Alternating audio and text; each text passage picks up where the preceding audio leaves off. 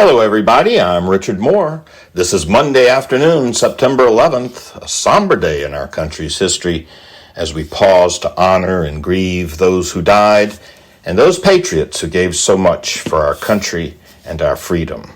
And we bless those patriots who still do give so much for our country and our freedom.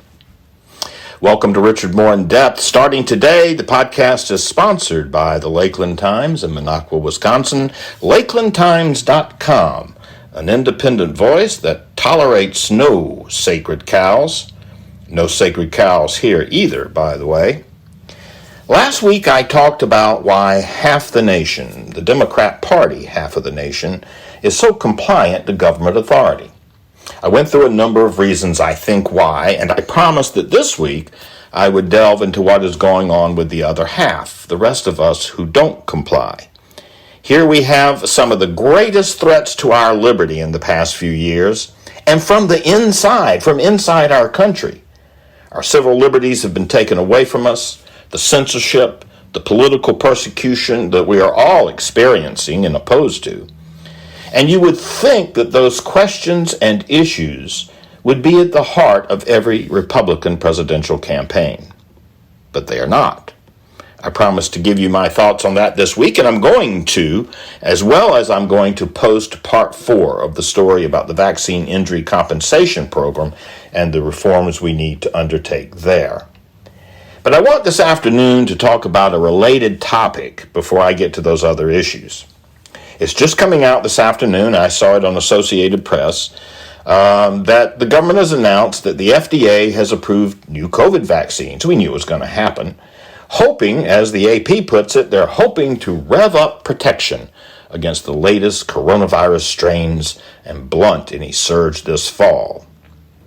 No doubt the new vaccines are also aimed at revving up big pharma profits as well. Now, as the AP points out, this is part of a shift to treat updates of the COVID vaccine like getting your yearly flu shot. You just get one, even if you've never had another vaccination, another one of the COVID vaccinations. Just pump one of those toxic babies right into your system once a year. And you can do it at the same time you get your flu shot, they say. Wow! You can get multiple vaccines injected into you that won't work. Now, these shots have been cleared for adults and for children as young as age 6 months. And the FDA says starting at age 5, most people can get a single dose, even if they've never had a prior shot, although younger children might need additional doses depending on their history of infection and vaccinations. They need all those shots because, well, you know how lethal COVID is to children and all. Now, here we have this major announcement today, this great revving up of the vaccines for the fall and the winter, just as we hear about the potential comeback of mask mandates and lockdowns, maybe even school closures. And at the same time that they're promoting and approving this new booster, this new vaccine, we have the government on the other end of the equation brazenly defying Congress and refusing to turn over its data on COVID vaccine injuries. Just this past week, the senator who has been really leading the charge on this, our own Wisconsin Senator Ron Johnson, tore into both the the Food and Drug Administration and the Health and Human Services for their defiance to be truthful with the American people over vaccine compensation from COVID injuries and the dangers associated with those vaccines.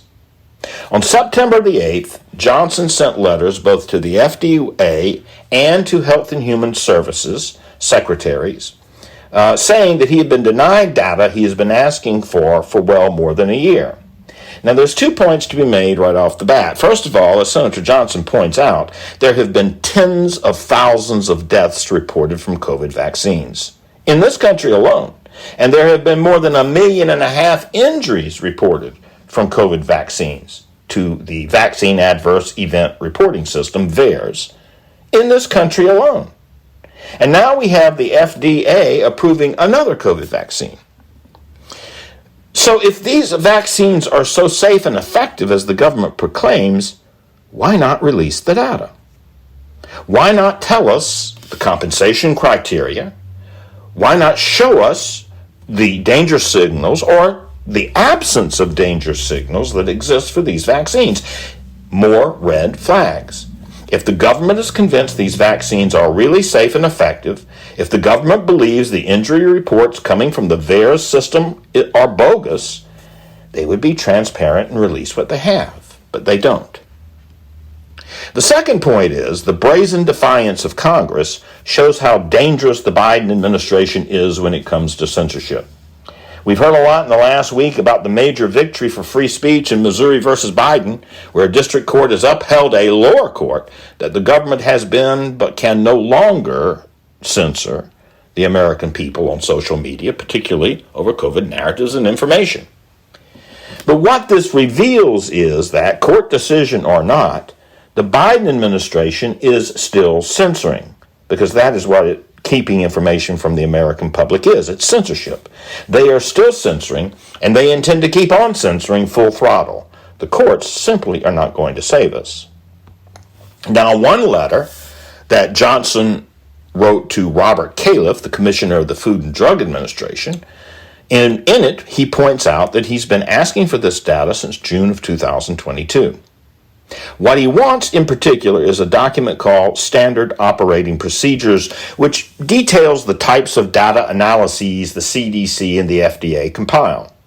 So he wants certain vaccine safety data. More specifically, it's called data mining analysis, and associated with that are the safety and danger signals coming out of those that show up in the data from those vaccines.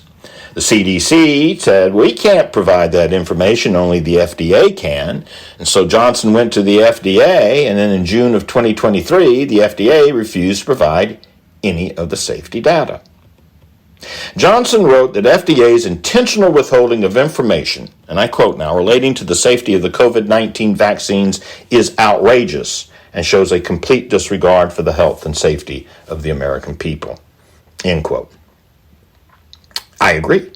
We should all agree. How can one come to any conclusion but that the FDA is actively hiding critical information about vaccine danger signals from Congress and the American people, which Johnson calls despicable, particularly given the fact that as of September 1, 36,080 deaths associated with the vaccines had been reported, and 1,589,970 adverse events had been reported. And as Johnson points out, other countries are also finding adverse events. It's not just here, it's a pattern repeated around the world. For example, Johnson writes, as of October 31st, 2022, the Paul Ehrlich Institute, Germany's health agency, had received 333,492 reports of adverse events associated with the vaccines. Based on information reported to the Danish Medicines Agency, researchers found that 13,635 individuals reported 43,496 adverse events following Pfizer's COVID-19 vaccination. By May 2023, the European Medicines Agency, which sponsors the safety of COVID vaccines in the European Union, reported almost 1.7 million spontaneous reports of suspected side effects following COVID-19 vaccination. So Johnson said, with the FDA's Vaccine and Related Biological Products Advisory Committee voting to recommend updates in the continued use of the mRNA COVID-19 vaccines, as we see happening today, the public has a right to know the extent to which their health may be affected by the vaccine technology. So he's asking for the data again, and he wants it by September 19th, and likely he'll get turned down again. On the same day, September 8th, Johnson sent another letter, this time to Javier Becerra, the Secretary of the Health and Human Services Agency, saying that the Secretary's lack of transparency reflected the Biden administration's callous attitude toward the vaccine injury. Now, this particular letter was about analyzing the review process for determining who is eligible to receive compensation for COVID-19 vaccine injuries. This compensation does not come through the standard vaccine injury compensation program that I've been writing about these past few weeks. It comes through a program called the Countermeasures Injury Compensation Program, the CICP. And that's because the COVID-19 vaccines were not included in VICP because of their initial emergency use authorization status. Now, they're no longer just approved for emergencies, and they should be put under the VICP, but naturally the government won't do it. And so it was originally put and remains under the CICP, and that compensates people who are injured or killed by countermeasures that the country may undertake in a national public health emergency, such as a pandemic. So now, what is the status of this compensation program as it relates to the COVID-19 vaccine injuries?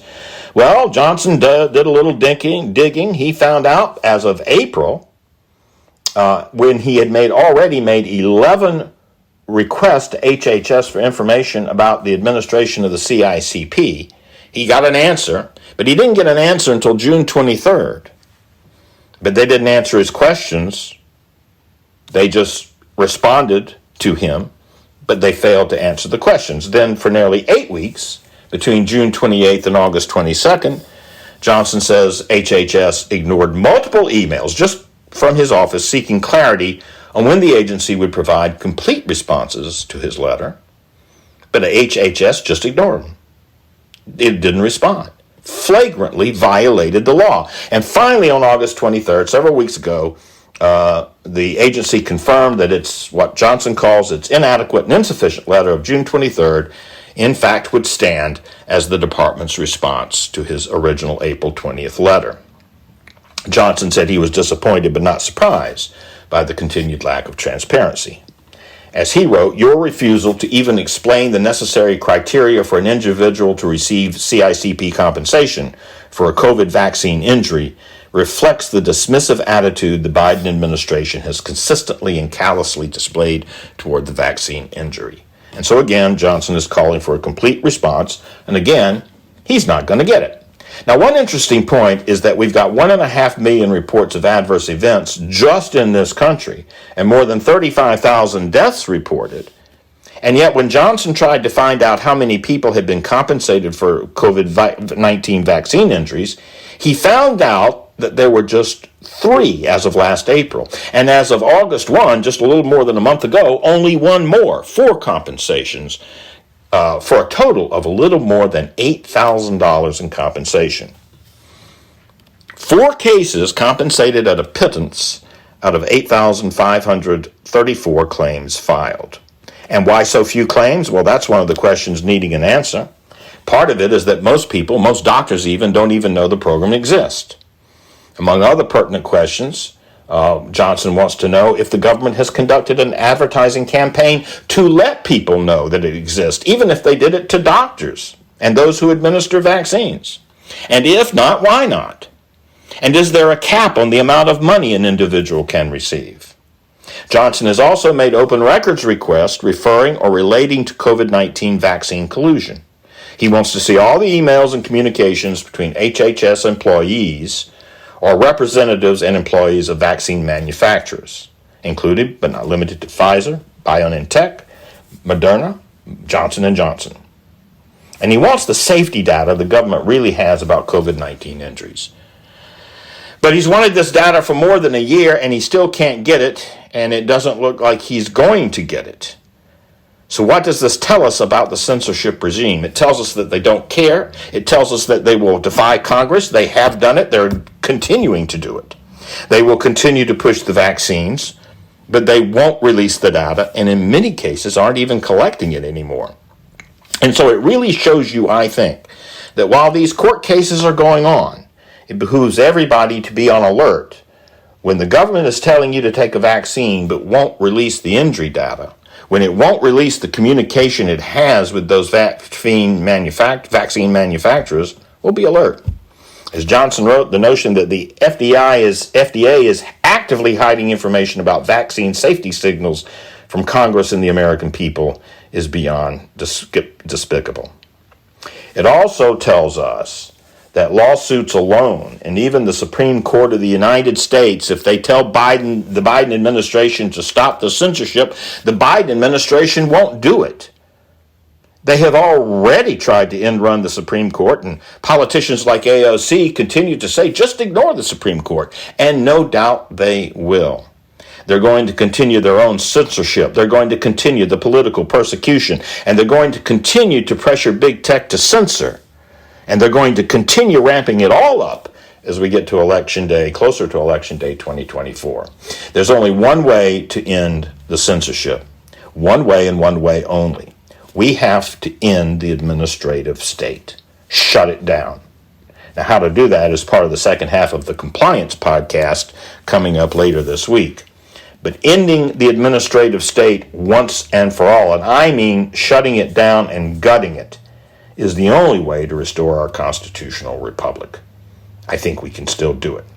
Thanks, everybody, for listening. I hope everybody has a great rest of your Monday.